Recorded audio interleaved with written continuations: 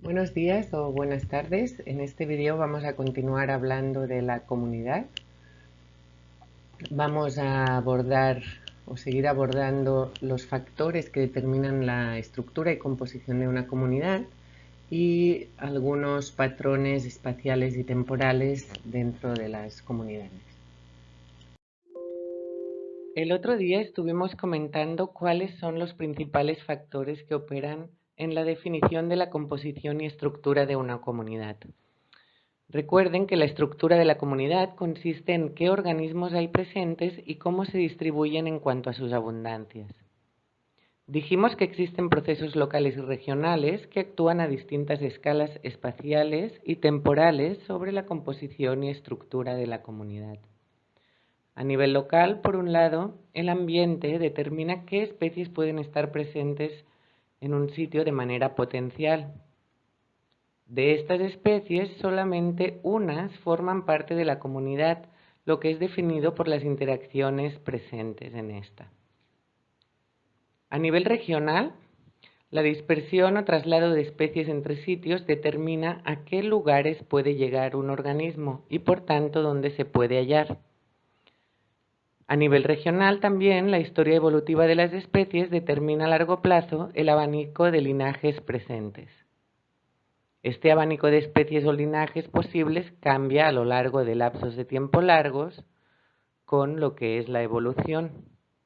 En este sentido, tenemos que entender las comunidades como entidades transitorias, es decir, cambiantes en constante transformación debido a largos procesos regionales.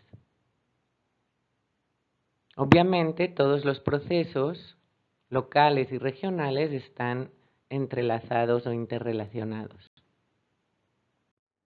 Vamos a abundar un poco en estos procesos que influyen sobre la composición y estructura de las comunidades, viéndolos desde otra perspectiva o forma de clasificación. En este caso los categorizaremos en factores externos o procesos internos. Los factores externos constituyen o están constituidos por las restricciones ambientales y la dispersión, y los procesos internos están esencialmente caracterizados por las interacciones bióticas.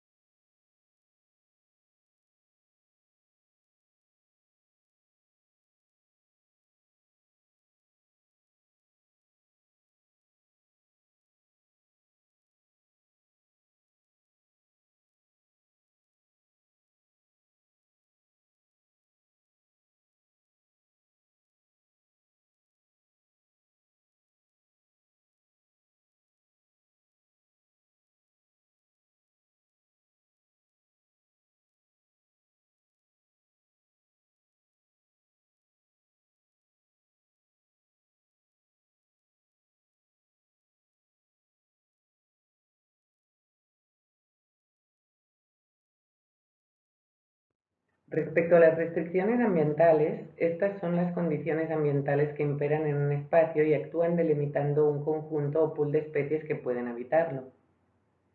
El conjunto de organismos que potencialmente puede habitar una comunidad depende de que los rangos de los distintos factores ambientales que los organismos pueden tolerar coincidan con las limitaciones ambientales halladas en un ambiente determinado. Ustedes ya saben que los rangos ambientales que un organismo puede tolerar está definido por su fisiología y su historia evolutiva. Las restricciones ambientales pueden cambiar en el tiempo. Recordarán de la unidad 1 que pueden cambiar de forma cíclica, como la temperatura cambia a lo largo del día, de forma aleatoria, como la temperatura, por ejemplo, en un frente frío, o de forma direccional, como el incremento de temperatura que venimos observando en las últimas décadas ligado al cambio climático. Los distintos cambios en las condiciones ambientales provocan cambios en la composición y estructura de la comunidad, es decir, cambian las especies que están presentes en esta comunidad a través de actuar sobre su desempeño. La dispersión delimita el conjunto de especies que puede llegar a una comunidad. En un lugar solamente encontraremos organismos que efectivamente hayan podido llegar a él. Esto viene definido principalmente por su capacidad de desplazamiento a través del espacio. Sin embargo, este no es el único factor que influye en la capacidad de llegar a un lugar. Sobre esta también actúa la historia biogeográfica, o lo que es lo mismo, como los cambios de clima y de localización de mares y tierras ha condicionado históricamente la distribución actual de los seres vivos. La capacidad de dispersión también puede cambiar en el tiempo, pues pueden aparecer barreras geográficas, ya sea que aparezcan montañas debido a procesos tectónicos, fragmentación de hábitats de forma natural o por acción humana, u otros casos, que pueden modificar la capacidad de dispersión o traslado de especies de un lugar a otro. Las dinámicas internas de la comunidad resultan de las interacciones biológicas presentes. Ustedes saben que las interacciones regulan procesos demográficos, y esto determinará que una especie que llegue a un espacio se asiente y pueda perpetuarse o no. Por ejemplo, cuando una especie llega a un lugar nuevo, las interacciones de competencia, depredación, etcétera, etcétera, que haya, actuarán regulando su tamaño poblacional y determinarán si la especie se puede asentar y perpetuarse o no puede pasar a formar parte de esa comunidad. Las interacciones están fuertemente reguladas por los factores anteriores y varían debido a los cambios que se producen en estos factores. Como saben, los tres factores están entrelazados y son interdependientes. Como les decía, el asentamiento de una especie en una comunidad a la que llegue por medio de su dispersión dependerá de las interacciones previamente existentes en esta. Es decir, siempre hay una influencia de un factor sobre otro. El esquema que ven en esta diapositiva resume cómo se relacionan los distintos factores externos y procesos internos que acabamos de mencionar. El rectángulo de la izquierda representa el conjunto de especies que potencialmente puede habitar una comunidad según los rangos de los distintos factores ambientales que pueden tolerar y los rasgos ambientales presentes. El rectángulo de la derecha abajo representa el conjunto de especies que puede haber en una comunidad según su capacidad de dispersión e historia biogeográfica. El abanico de especies que puede estar en una comunidad resulta de la combinación de los dos cuadros anteriores, y en el esquema que tienen en pantalla se denomina pool o conjunto ecológico de especies. Finalmente, de este conjunto de especies con el potencial de formar parte de una comunidad, solamente estarán presentes los que puedan mantenerse conforme a las interacciones bióticas presentes o que se establezcan. En resumen, respecto a los factores que afectan la composición y abundancia de las especies de una comunidad, podemos decir que son principalmente 4. La tolerancia ambiental y disponibilidad de recursos, la biogeografía y edad de la región, la limitación de dispersión y las relaciones interespecíficas. O lo que es lo mismo, y en vocabulario menos técnico, una especie vivirá en un sitio en el que existan las condiciones ambientales y recursos que requiere, al que pueda llegar, y donde los competidores, depredadores y parásitos no la excluyan. Existen principios o normas generales que gobiernan cómo se producen las asociaciones de distintos tipos de especies en todas las comunidades. Estos principios constituyen el marco teórico de la ecología de comunidades. Un ejemplo es que la utilización de recursos dentro de un mismo grupo o gremio trófico tiende a incrementar debido a la competencia interespecífica. Por ejemplo, cuantas más especies frugívoras o que comen frutos haya en una comunidad, el tipo de frutos usados va a incrementar para evitar la competencia interespecífica.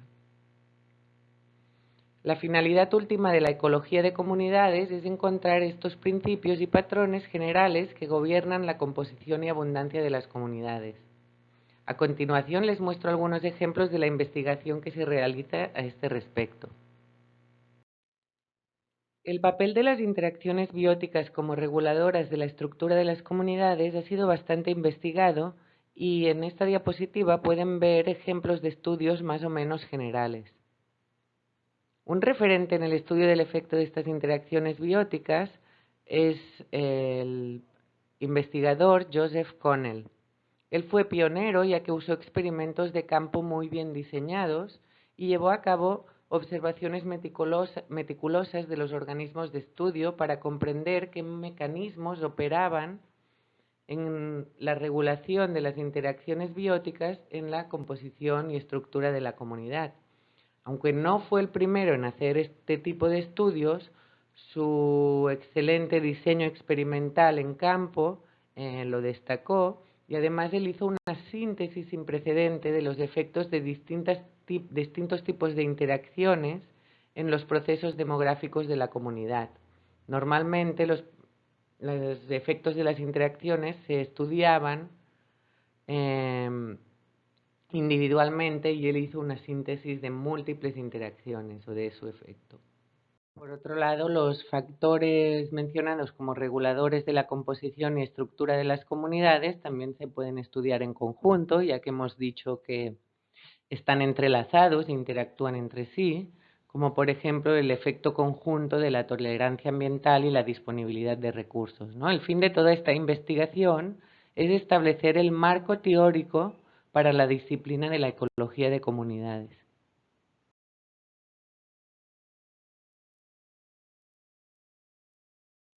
Quisiera poner especial énfasis en la teoría de la biogeografía de islas, pues esta establece y explica los factores que afectan la riqueza de especies en comunidades naturales aisladas, y es muy ilustrativa para estudiar parte de los factores que rigen en la composición de una comunidad de forma general.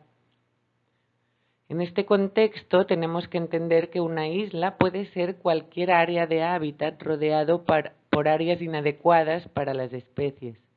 Entonces puede ser una isla en el sentido estricto o puede ser un espacio de vegetación rodeado de otro que no sea apto para la supervivencia de las especies que habitan en él. Esta teoría de la biogeografía de islas postula que la composición de especies en un espacio aislado depende principalmente de dos factores relacionados con las características de la isla. El primer factor es la distancia del espacio aislado respecto a un espacio de donde pueden provenir otras especies, que denominaremos espacio fuente. El segundo factor es el tamaño de la isla o del espacio aislado. La teoría dice que cuanto mayor sea el tamaño de una isla o cuanto más cerca esté de un espacio fuente, más especies podrá albergar. Sin embargo, la teoría va más lejos y para explicarla vamos a observar las gráficas presentadas en esta diapositiva. En la gráfica de la izquierda se relaciona la tasa de inmigración de especies o la proporción de especies que puede llegar a la isla en el eje de las Y y el número de especies residentes en la isla en el eje de las X. Además, las distintas líneas reflejan el efecto del tamaño de la isla o la distancia al espacio fuente. En la gráfica se aprecia que las islas más cercanas a espacios fuente o de mayor tamaño tienen mayor probabilidad de recibir inmigrantes, es decir, es mayor la tasa de inmigración. Sin embargo, la capacidad de recibir nuevas especies disminuye conforme aumenta el número de especies residentes. ¿Qué significa esto? Que cuantas más especies residentes hay en un espacio, más nichos ecológicos están ocupados y más interacciones están establecidas, por lo que la tasa de especies nuevas que pueden llegar al nuevo ambiente y asentarse es menor. Las nuevas especies tienen menos espacios ecológicos libres que puedan ocupar. La gráfica de en medio relaciona la tasa de extinción de especies en el eje de las Y y el número de especies residentes en la isla en el eje de las X otra vez. De nuevo, las líneas distintas reflejan el efecto del tamaño de la isla o de la distancia al espacio fuente. La teoría postula que la tasa de extinción de especies es mayor en una isla pequeña que en una isla grande y que esta tasa de extinción aumenta cuantas más especies residentes haya en la isla. Se piensa que ambos mecanismos ocurren porque cuantas más especies hay, es más probable que haya exclusión competitiva, que tienen que recordar de la unidad anterior. Además, el número de organismos dentro de una especie, o sea, el número de organismos de la misma especie, el tamaño de la población, será en promedio menor cuantas más especies haya, porque al final la isla solo puede contener un número X de organismos o tiene una capacidad de carga. Entonces, las especies son más vulnerables a extinciones locales, porque cada especie presenta un número menor de organismos cuantas más especies haya. En la imagen de la derecha vemos que el número de especies donde se cruzan las curvas de la tasa de inmigración y de extinción es la dinámica de equilibrio y debería representar la riqueza específica característica de la isla en cuestión.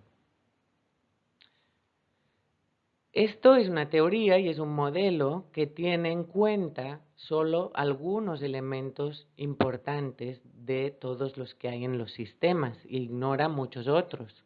Entonces, bueno, hay enfoques distintos que veremos más adelante en la asignatura. Ahora vamos a pasar a abordar la presencia de patrones o variaciones espaciales o temporales en las comunidades. A nivel espacial, en ecología de comunidades, las comunidades se tienden a estudiar como unidades discretas con límites bien establecidos. Sin embargo, igual que la separación entre ecosistemas o ambientes es gradual, la segregación entre comunidades o ensamblajes también lo es. Por ejemplo, la imagen ilustra cómo en una montaña, según sus condiciones ambientales y las especies vegetales que habitan en ellas, se tienden a clasificar ecosistemas y comunidades de bosques discretas y bien separadas en el espacio, aunque estén contiguas. Podemos encontrar, por ejemplo, un bosque de hayas, un robledo, un bosque de castaños, y los clasificamos, aunque estén unos al lado de otro, de forma bien delimitada. Cada comunidad o tipo de bosque se define por las especies que dominan en la comunidad. Sin embargo, esto no implica que en cada uno de estos bosques solamente exista la especie que lo caracteriza, sino que encontraremos especies del bosque adyacente en mayor o menor medida. El cambio de una comunidad a otra o el dominio de una especie u otra no es brusco, sino que es gradual en el espacio y el humano establece un límite para facilidad de clasificación. La gradualidad en los cambios espaciales viene definida por la tolerancia de las especies a las condiciones del ambiente y se puede explicar mediante la ley de tolerancia de Shelford que vimos en la unidad 1. Las distintas especies presentan un desempeño óptimo y por tanto mayor abundancia en un rango de variables ambientales determinado. Sin embargo, las especies se pueden distribuir en un rango ambiental más ancho que el óptimo, aunque en este espacio ambiental no óptimo su desempeño será menor y por tanto su tamaño poblacional también. En este sentido, la abundancia de las distintas especies irá cambiando de forma gradual en el espacio en relación con el cambio gradual en las condiciones ambientales. También se debe considerar que la heterogeneidad espacial en la distribución de especies se puede ver a distintas escalas que finalmente están anidadas y que según la escala que observemos describiremos unos fenómenos o procesos organizativos de las comunidades distintos. En la figura observamos la heterogeneidad espacial en comunidades de organismos del suelo a distintas escalas y los fenómenos que operan en estas. En la escala más grande, en la figura de abajo, los factores que operan están relacionados con la topografía y la presencia de distintas comunidades de plantas. En cambio, en la escala más pequeña, en la figura de arriba, observamos patrones de distribución a pequeña escala en que operan otros mecanismos como la localización individual de las raíces de las plantas o la estructura local del suelo. Los límites entre los distintos patrones y mecanismos operantes en las distintas escalas también son imprecisos. El establecimiento de los límites espaciales de la comunidad es una cuestión definitivamente importante. Sin embargo, no es la consideración fundamental para la ecología de comunidades. El objetivo de la ecología de comunidades es estudiar la comunidad como una unidad de organización más que como una unidad definible en el espacio y en el tiempo. A continuación, consideraremos la dimensión temporal de la comunidad. Como hemos visto, distintos cambios temporales en el ambiente producen cambios más o menos estables en la composición de la comunidad de distintas maneras. Existen cambios leves o periódicos que afectan a la comunidad de la misma manera y resultan en una estabilidad en el largo plazo. Sin embargo, los cambios en el ambiente pueden ser agudos o súbitos. Las perturbaciones agudas o disturbios son eventos relativamente discretos que influyen en la comunidad ecológica mediante la remoción de organismos, modificando la disponibilidad de recursos o cambiando el ambiente físico de forma rápida. Generalmente provocan cambios drásticos en las comunidades. Estos disturbios pueden tener causas naturales o humanas. Tras el disturbio se producen cambios temporales en las especies que componen una comunidad. Estos cambios son direccionales y el fenómeno se denomina sucesión ecológica. Es decir, la sucesión ecológica consiste en la serie de cambios progresivos no estacionales en la composición de una comunidad ecológica a lo largo del tiempo. Por ejemplo, cuando hay un incendio, se produce la desaparición de muchos organismos por el fuego, se modifican las propiedades del suelo por los desechos del incendio, hay menos sombra que se traduce en cambios en la temperatura ambiental, etc. Tras el incendio, las comunidades vegetales no comienzan a rebrotar de golpe con todas sus especies, sino que hay una secuencia paulatina en el tipo de organismos que encontraremos hasta alcanzar la vegetación clímax. El término de sucesión ecológica se puede definir como los patrones no estacionales, direccionales y continuos de colonización y extinción de especies en un sitio. En general, la secuencia sucesional progresa con un aumento de la complejidad estructural y del número de interacciones. El caso contrario, donde perderíamos complejidad estructural e interacciones, se denomina regresión. La sucesión ecológica se clasifica en dos categorías, sucesión primaria y sucesión secundaria. La sucesión primaria es la secuencia de especies que coloniza un accidente geográfico por primera vez, es decir, cuando los organismos vivos colonizan un espacio donde no hay rastro de vida previa. La sucesión secundaria es la secuencia de especies que coloniza un accidente geográfico en el que hay remanentes de las especies presentes anteriormente.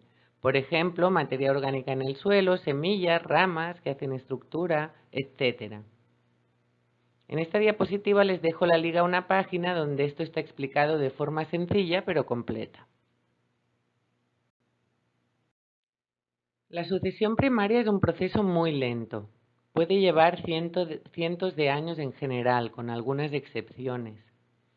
Esto se debe a que pocas especies pueden asentarse y colonizar un espacio virgen donde no hay nada de tierra y solo hay roca o suelo completamente inerte. Solamente algunos líquenes y musgos pueden llevar a cabo este proceso y se denominan especies pioneras. En la sucesión ecológica, la presencia de unas especies modifica el ambiente de manera que otras especies que anteriormente no se podían asentar ya pueden hacerlo. En una fase inicial, por ejemplo, la presencia de especies pioneras comienza a modificar el hábitat y poco a poco va generando suelo con materia orgánica y mayor profundidad y se van creando condiciones que permiten que especies que antes no podían asentarse ya lo hagan. La llegada de estas nuevas especies junto con el cambio de condiciones ambientales provoca que las especies pioneras dejen de ser las más competitivas y muchas desaparecen.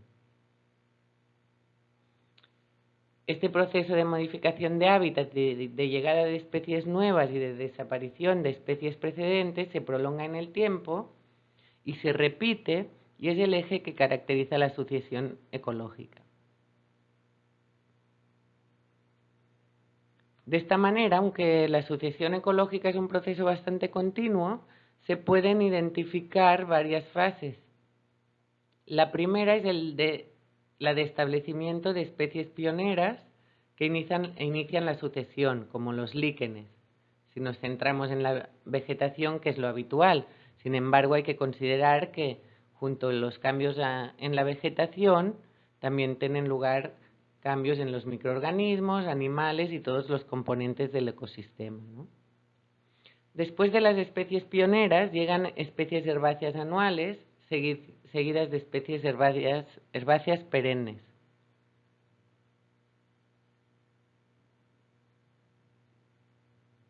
Después se establecen matorrales y posteriormente árboles que en primer lugar dan lugar a bosques jóvenes y posteriormente bosques maduros. La fase o etapa más compleja y con más estructura que puede alcanzar un ecosistema se denomina etapa climática o vegetación clímax, porque es el clímax o final de la sucesión. La sucesión secundaria suele llevar menos tiempo porque toda la fase inicial de colonización primaria del espacio virgen ya está resuelta y tenemos suelo con remanentes orgánicos del ecosistema anterior. Además, puede que haya remanentes de especies de fases sucesionales relativamente avanzadas. Como les mencionaba anteriormente, el final de la sucesión es la comunidad clímax, que es la etapa más compleja y más estructurada que puede alcanzar un ecosistema y está definida por su ubicación geográfica. En las distintas etapas o fases sucesionales, los cambios se producen en todo el conjunto de organismos que forma parte de la comunidad. Les decía antes que no solamente en la vegetación. La sucesión ecológica ocurre en un espacio a lo largo del tiempo. Sin embargo, también existen algunos patrones espaciales, ya que las distintas fases sucesionales suelen ordenarse en el espacio en bandas sucesivas, de manera que en cada banda estamos viendo un momento concreto de la sucesión.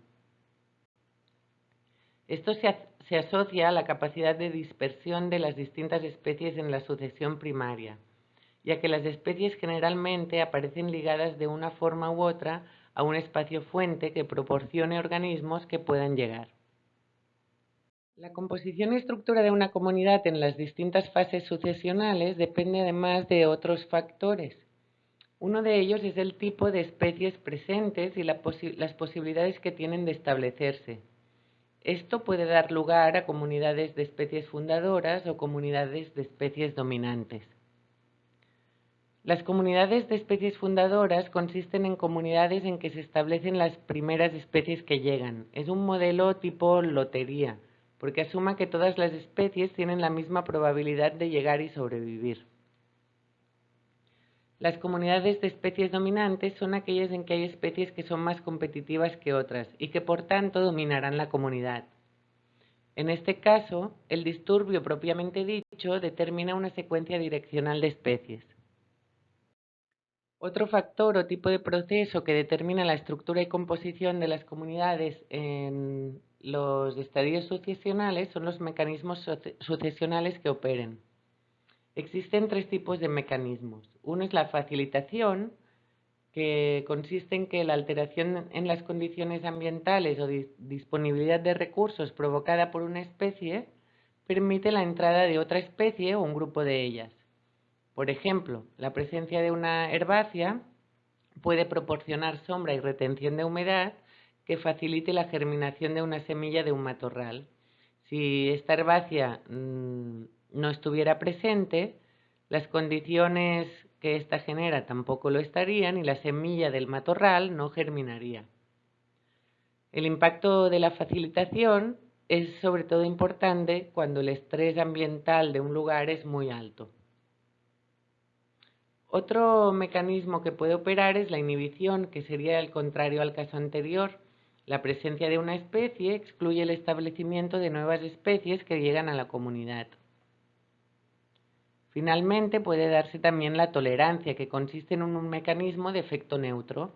Las especies presentes ni inhiben negativamente ni facilitan positivamente el establecimiento y crecimiento de individuos de otras especies. Los distintos mecanismos pueden operar de forma simultánea en una misma comunidad o en un mismo espacio en relaciones entre especies distintas. En esta diapositiva vemos un esquema del proceso sucesional ligado, en la forma en que se produce. El espacio abierto es colonizado por las especies pioneras o de estadios sucesionales tempranos, como pueden ser las herbáceas. Son las plantas P1, P2, etcétera, que hay en la figura de la izquierda de este diagrama. Generalmente estas plantas no se distribuyen de forma homogénea en el espacio, sino que se distribuyen en parches debido a microvariaciones en las condiciones ambientales, de topografía, de sombra, de tamaño de grano, del suelo, etc. Estos parches son pequeñas unidades de paisaje rodeados de una matriz más extensa de paisaje homogéneo. A medida que pasa el tiempo, llegan especies a través de la dispersión y estas se pueden asentar porque las interacciones en el lugar todavía son pocas y quedan muchos espacios ecológicos o nichos libres. Estas especies que llegan suelen tener una capacidad de dispersión limitada y se van dispersando de acuerdo con la distribución de las especies predecesoras y los microclimas del lugar. Estas especies alcanzan la madurez eventualmente dominando en un estadio sucesional medio y como modifican el ambiente, muchas o todas las especies pioneras mueren y desaparecen de ese espacio o lo que es lo mismo, se extinguen localmente.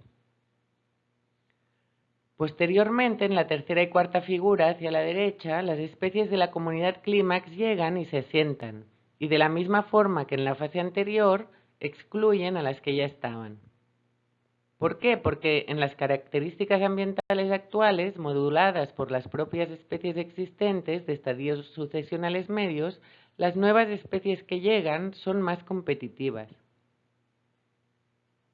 Esto es lo que ocurre cuando un disturbio se presenta en áreas extensas, como por ejemplo un incendio que puede destruir una gran parte de una comunidad clímax.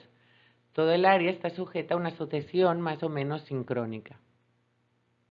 Los patrones de diversidad en esta secuencia son los que vemos en la figura superior. La diversidad inicia a niveles bajos porque hay pocas especies, que son las pioneras, que pueden colonizar el espacio con las condiciones iniciales.